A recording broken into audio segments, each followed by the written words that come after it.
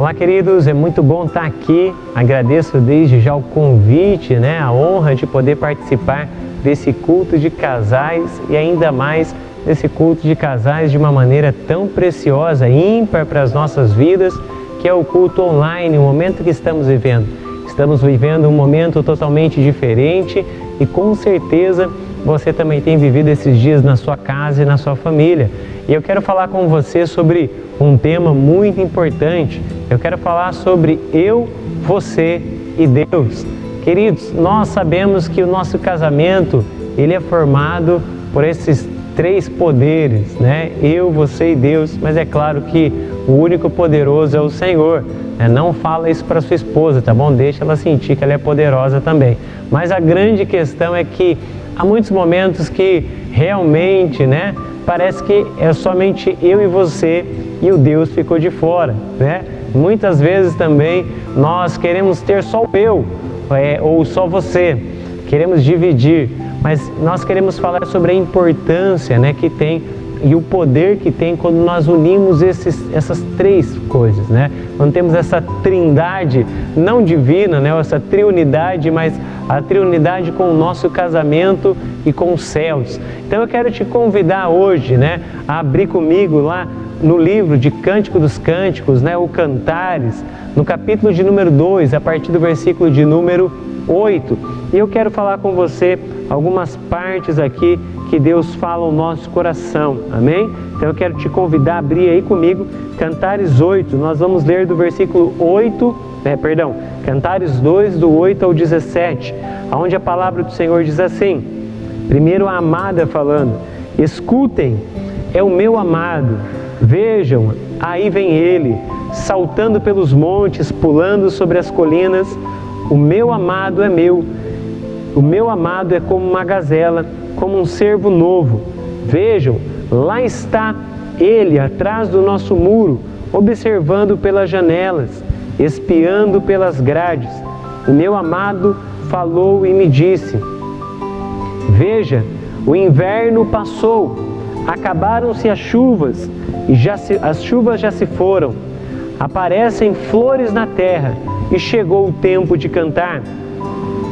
Já se ouve em nossa terra o arrulhar dos pombos. A figueira produz os primeiros frutos. As vinhas florescem e espalham sua fragrância. Levanta-se e venha, minha querida, minha bela, venha comigo. Minha pomba que está nas fendas da rocha, no esconderijo, nas encostas dos montes, mostre-me seu rosto. Deixe-me ouvir a sua voz, pois sua voz é suave e o seu rosto é lindo. E a amada diz, versículo 15, apanhem para nós as raposinhas que estragam as vinhas, pois as nossas vinhas estão floridas. O meu amado é meu e eu sou dele. Ele pastoreia entre os lírios. Volte, amado meu, antes que rompa o dia e fujam as sombras. Seja como a gazela e como o cervo novo nas colinas escarpadas.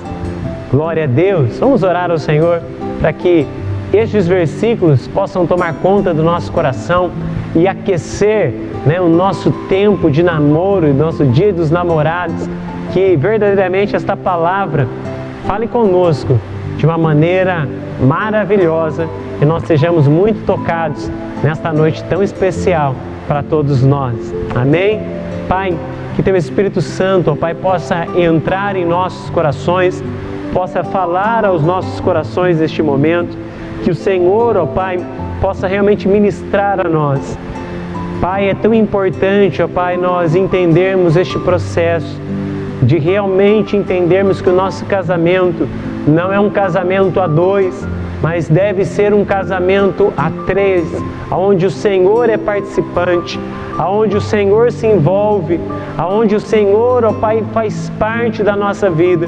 E eu te peço, ó Pai, que assim seja a começar no meu casamento, em cada lar, em cada família, da vida dos Teus filhos. Em nome de Jesus eu te peço, ó Pai. Amém e amém. Bom, gente linda, gente abençoada, eu sei que você está aí olhando, né, para o seu amado e para a sua amada, e assim como a amada diz, né, ela começa dizendo, o meu amado, né, ele diz, né, escutem o meu amado, aí vem ele saltando pelos montes, pulando sobre as colinas. Talvez você já não está com todo esse vigor, né, gente?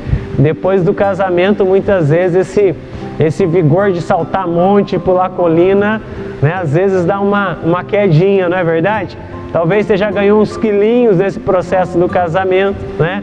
Gente, eu estou casado, a gente vai fazer 15 anos de casados agora, eu e minha esposa, né, a Elaine, e nós temos 3 filhos abençoadíssimos, né, lindos, né, todos puxaram para a mãe, e por isso eles são tão bonitos, mas o mais importante é que nesse tempo aí de 15 anos, gente, pode não parecer, mas eu já engordei, né, 15 quilos praticamente. Olha só que vitória, né? Talvez você está pensando assim, como assim, Rafa, você engordou 15 quilos, você era 15 quilos mais magro. Gente, eu orei muito e a minha esposa orou muito pouco, né? Deu para perceber, né? Porque ela é linda e ela acabou me encontrando 15 quilos mais magros e ainda ficou comigo, né? Ela foi curada da visão depois disso, mas era tarde, já estávamos casados. Brincadeira, gente. Mas a grande questão é que muitas vezes a gente começa o casamento com todo esse vigor. A gente começa o namoro com todo esse vigor de pular, né, os montes, de saltar tudo, de fazer qualquer loucura pelo nosso amor, pelo nosso amado, pela nossa amada.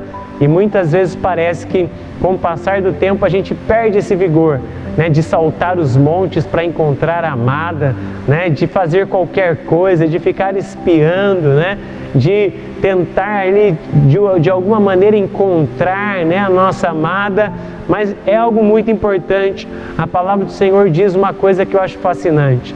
Talvez você não tenha o mesmo vigor do passado de saltar os montes, mas tem uma coisa que você pode fazer, que é o que diz aqui no versículo de número 9, onde ele diz, lá está ele, atrás do muro, observando pelas janelas e espiando pelas grades. Olha só o que a palavra do Senhor nos ensina e nos mostra. Aqui Salomão, ele tinha o olhar pela sua amada. E gente, talvez o vigor de pular os montes, de pular muros, de pular cercas ali para encontrar a sua amada, né, não seja o mesmo de pular qualquer coisa. Talvez você pegou alguns quilinhos no meio do caminho, talvez você já não está mais tão atlético assim, mas uma coisa que nunca muda é o nosso olhar. Os olhos sempre são os mesmos. E queridos, como é bom quando a gente ainda tem a oportunidade de encontrar o nosso olhar no outro. A oportunidade de olhar para o outro e desejar o olhar de volta. De esperar que o outro nos olhe, de esperar que o outro queira nos ver, que o outro deseje, né, ter esse olhar para nós. Como isso é importante para a nossa vida. E queridos, em muitos momentos nós podemos perder algumas coisas no meio do casamento. Nós acabamos aquela paixão do primeiro momento, em muitos momentos nós sabemos que ela não vai durar da mesma maneira para sempre, porque a nossa vida passa por vários processos, mas uma coisa que deve permanecer. E eu quero te convidar a fazer isso com a sua amada e com o seu amado agora. Olhe para o olho dele, olhe para o olho dela, olhe dentro dos olhos um do outro e pare para pensar, né?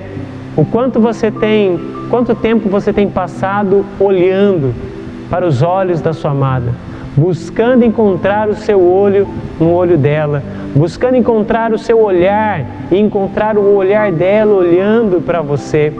Lembra nos nossos dias de paquera, nos nossos dias que nós queríamos conquistar a nossa esposa, ou você queria conquistar o seu esposo, né? Como eu era muito bonito, né? A minha esposa foi muito difícil ela me conquistar, então ela teve que me olhar muito.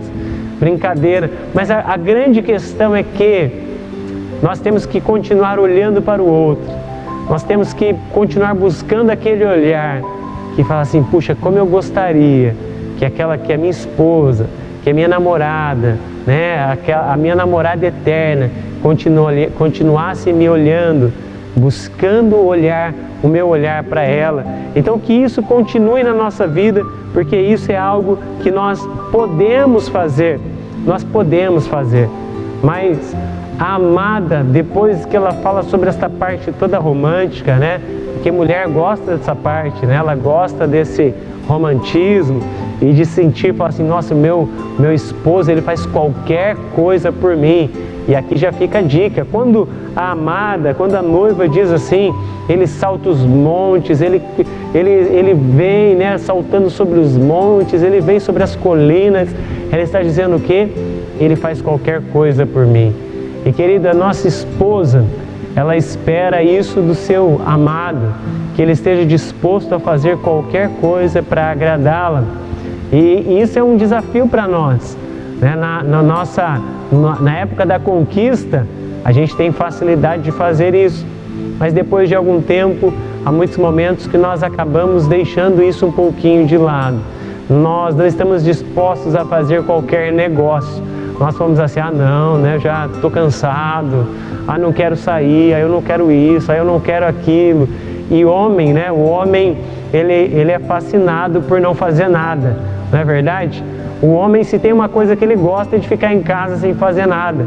E em muitos momentos o homem está ali, tudo que ele quer é ficar ali, tranquilo, calmo, sentado no sofá, pensando em nada, sem fazer nada, né, de útil, só ali, né, com cara de paisagem.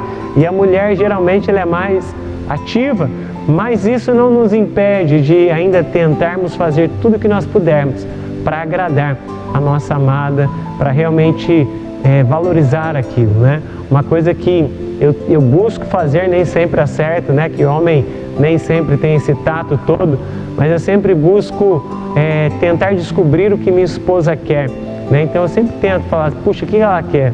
Né? Ela quer sair, ela quer um presente, ela quer ganhar algo, o que ela está esperando de mim? Eu sempre busco tentar, então, agradar ela da maneira que ela espera ser agradada, porque isso dá aquele sentimento, ele faz qualquer coisa por mim. A gente sabe que não é bem assim, mas ela sente isso é muito importante. E é claro que nós devemos buscar fazer, como homens do Senhor, como maridos que conhecem a Deus, como homens que verdadeiramente entendem a importância da sua esposa para o Senhor, nós devemos buscar fazer.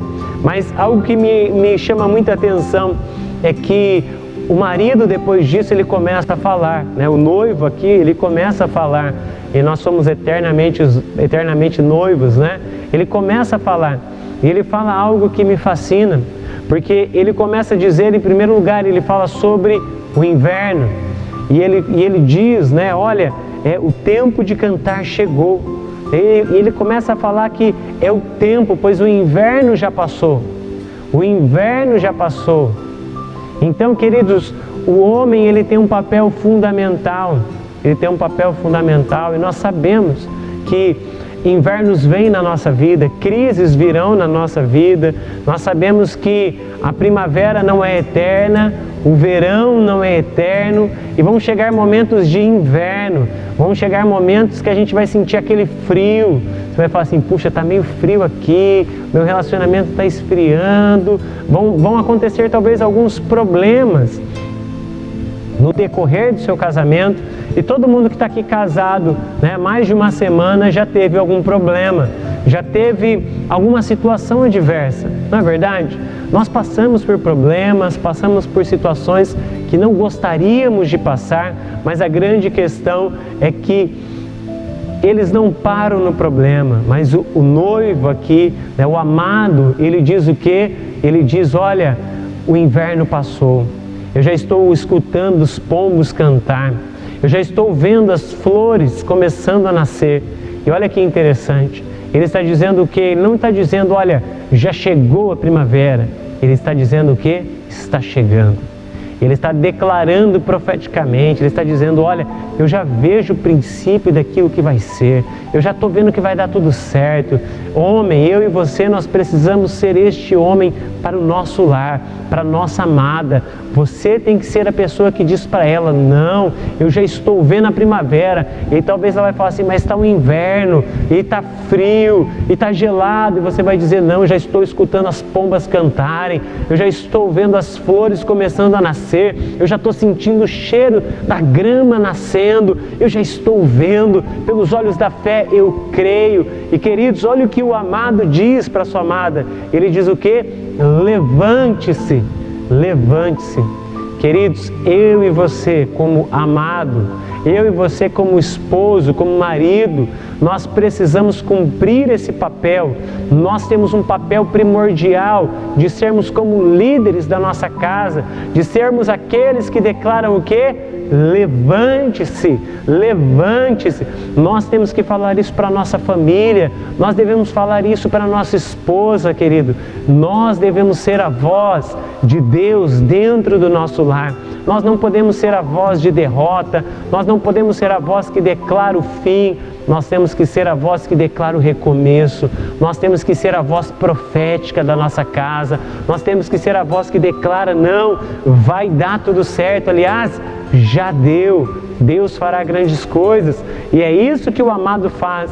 Ele diz o quê? Não, peraí, chegou o tempo da alegria, chegou o tempo da alegria, chegou o tempo de realmente vivermos coisas grandiosas.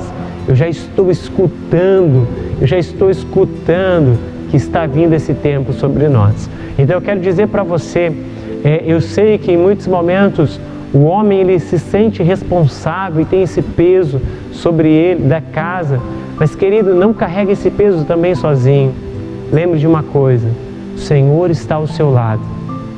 Lembre de uma coisa, nós estamos falando aqui sobre eu, você e Deus. Não carregue esse peso sozinho. Lembre, tem alguém que quer ajudar, e este alguém é o Senhor. Nos dias difíceis, nos dias de inverno, você como esposa, você como esposo, tem que se lembrar, vocês não estão sozinhos, vocês estão com o Senhor, e vocês precisam então naquele momento se levantar e dizer, peraí, nós não estamos sozinhos. E por não estarmos sozinhos, podemos então profetizar que o tempo novo vem, que o tempo de cantar chegou, mas o homem deve assumir esse papel. Muitas vezes a mulher tem mais facilidade em buscar a Deus e em ter fé. Mas queridos, nós vemos aqui e nós sabemos que o homem ele é o sacerdote do lar e ele precisa então se posicionar também espiritualmente. Esse também é o nosso papel. Essa também deve ser a nossa decisão. Algo que eu também quero falar com você. No versículo 14 ele diz o que? Minha pomba. E queridos, isso é muito interessante, porque a pomba, ela é um animal muito simples, não é verdade?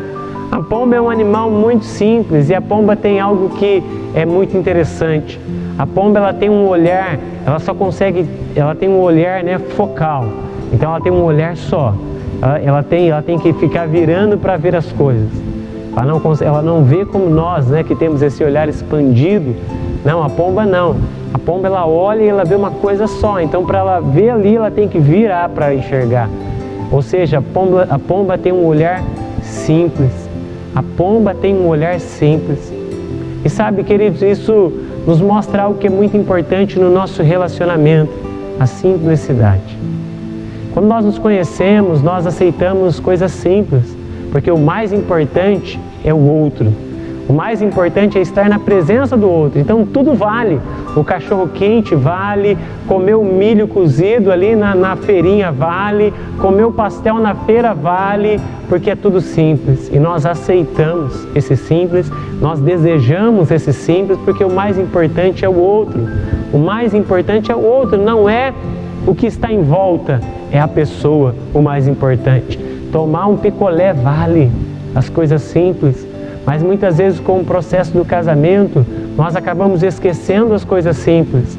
Mas aqui nós devemos voltar a ter este mesmo olhar, que o mais importante é a presença do outro, que que o mais importante é valorizar o outro nesse processo. E como isso é importante para o nosso casamento como um todo, porque quando nós valorizamos o outro, quando nós temos essa simplicidade de falar assim, não, puxa, com você eu faço qualquer negócio, com você eu vou para qualquer lugar, o importante é nós estarmos juntos. E queridos, é isso que faz um casamento realmente avançar e crescer. É quando a alegria da simplicidade é o mais importante. Quando não importa se a gente vai no parque, se a gente vai em um restaurante, se a gente vai em um lugar simples ou em um local sofisticado, o mais importante daquele lugar não é o lugar, é a pessoa. É claro que podemos fazer essas duas coisas em paralelo, podemos ir um dia no parque, no outro dia ir no restaurante, mas não importa o local em si, o importante é a presença da pessoa. Então a simplicidade, ela deve ser algo que nós devemos buscar voltar sempre em nossa vida, sempre em nossa vida. Então isso é algo muito importante para nós, mas a partir do versículo 15 ao 17, a amada diz algo muito importante. E eu quero dizer agora, falar com você, mulher, falei com os homens, e eu quero falar com você, mulher. É muito importante a amada ter este olhar. A amada diz, apanhem as raposinhas que andam nas vinhas, pois as nossas vinhas estão florescendo. Sabe o que isso significa para nós? Sabe o que isso quer dizer para mim e para você? Que há momentos que o que acontece? A gente sai do inverno, começa a florescer e aparecem as raposinhas para comer as flores das nossas vinhas. E as raposinhas aqui representam o quê? Aquilo que vem para roubar a nossa alegria. E muitas vezes o que rouba a nossa alegria não são as grandes coisas, são as pequenas coisas do dia a dia. São as pequenas coisas do dia a dia que vão roubando a nossa alegria, que vão tirando de nós o prazer de estarmos ali. Então a amada, ela com sabedoria, ela vê que aquelas raposinhas podem estragar não somente o presente, mas o futuro. Ela percebe que aquilo ali que é pequeno, se ela comer as flores das vinhas, aquela vinha deixará de produzir frutos. Muitas vezes nós deixamos pequenas raposas roubarem as flores do nosso casamento. E sabe qual é o problema disso? Não é que uma florzinha foi perdida, mas com aquela florzinha que se perdeu, nós deixamos de produzir a uva, que produzirá o vinho, que trará então, que é uma representação da alegria. Muitas vezes nós deixamos pequenas coisas roubarem as flores do nosso casamento. E nós pensamos assim, isso daqui não tem problema, amanhã ela está melhor, amanhã ele está melhor. Isso daqui não é nada, nem vou ligar para isso, mas o que acontece?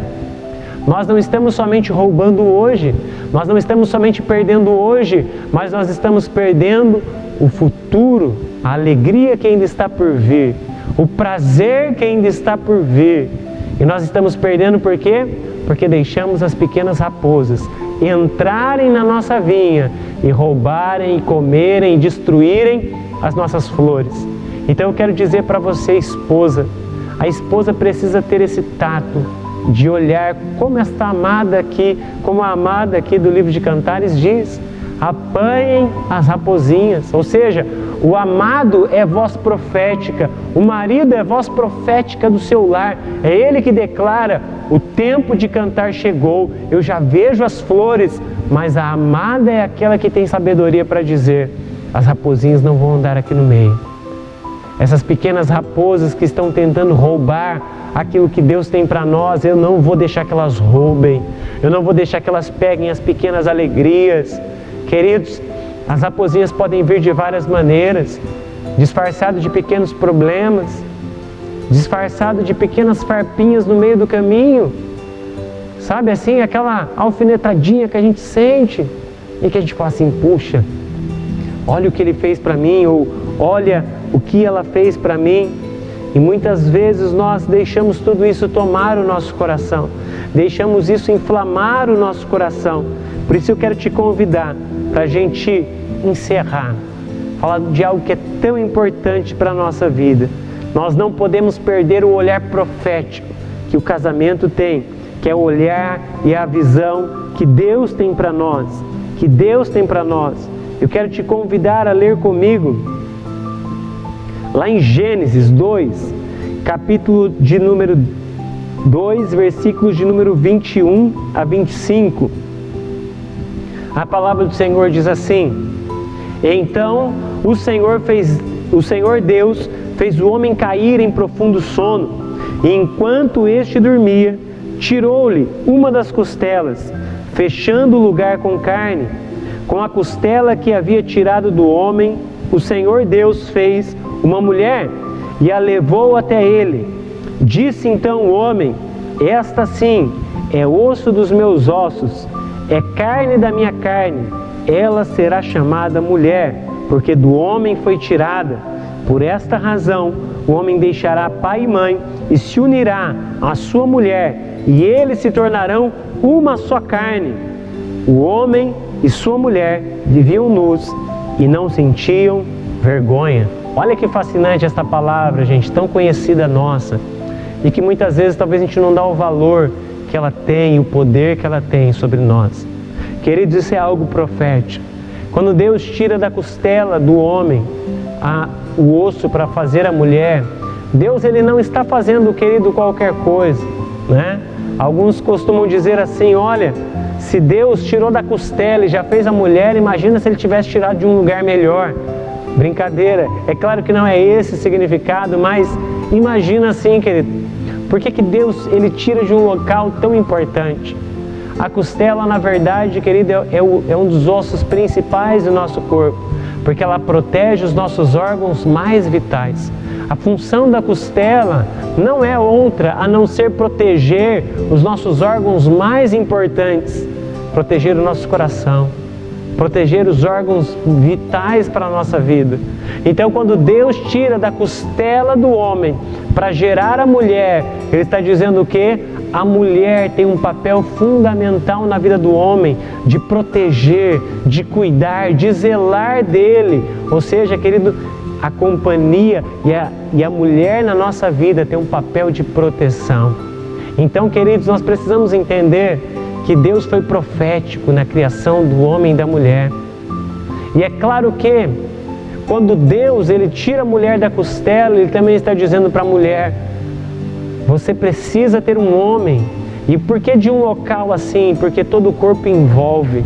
Porque os nossos braços estão em volta da nossa costela. Ou seja, a mulher ela precisa ser envolvida e também protegida e também cuidada. Ou seja, ela ganha propósito, ela ganha direção. E é claro, não estou dizendo aqui que mulheres só têm direção com um homem, não. Eu estou dizendo que esta união faz isso. Que esta união gera esse potencial.